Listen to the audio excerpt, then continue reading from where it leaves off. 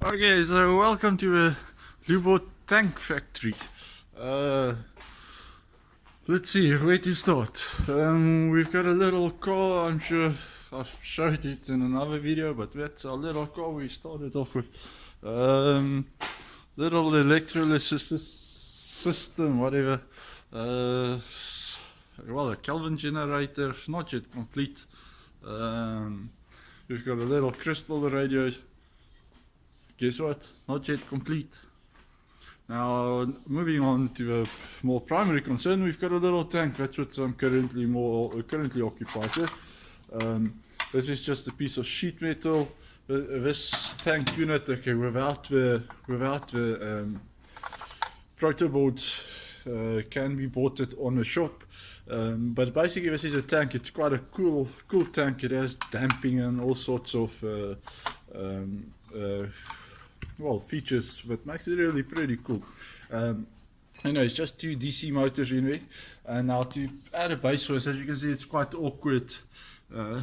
There's not a lot of space to put anything, so we just decided to make a piece of sheet metal, cover it up with this vinyl material, so that it's isolated rather, from the electronics below, so that we can mount it at the bottom and there's no short circuiting. At least that's what I'm hoping for. So this is the first part, busy designing this. Okay, what's going on here? It's a Arduino Mega, and this will be connected to the LN298N motor driver, which is connected to a GPS module, which is then connected to a wireless transceiver to communicate with it.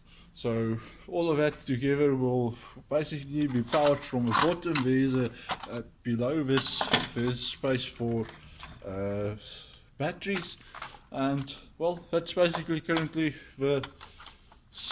Well, I need to get if I get my ass in gear, and I'll get this thing done hopefully quite soon. But yeah, now just while we were playing around with this, I thought, look here, why settle for something as small? I like to reverse engineer things. I like to look at it and redesign it. Here obviously you've got a nice full well designed little model that can work, and well, it does work.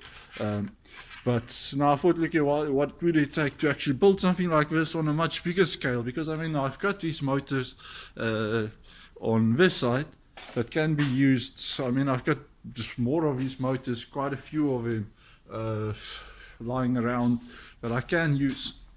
So I thought, why not take this a scale up? And what I want to show you is, well, a little weird but hopefully workable design. And this is the tank. Basically, I'll leave this for another video, but this is the start of a tank track design on it. So it just needs the spokes in the middle still, and then it will form the basis for the tank, one of the tracks. So, and this can freely rotate in there, and I'll make another video that explains exactly what's going on here. Hopefully, if the tank is actually working. And that being said, I don't know what to expect out of that. But the track itself, it's fairly straightforward.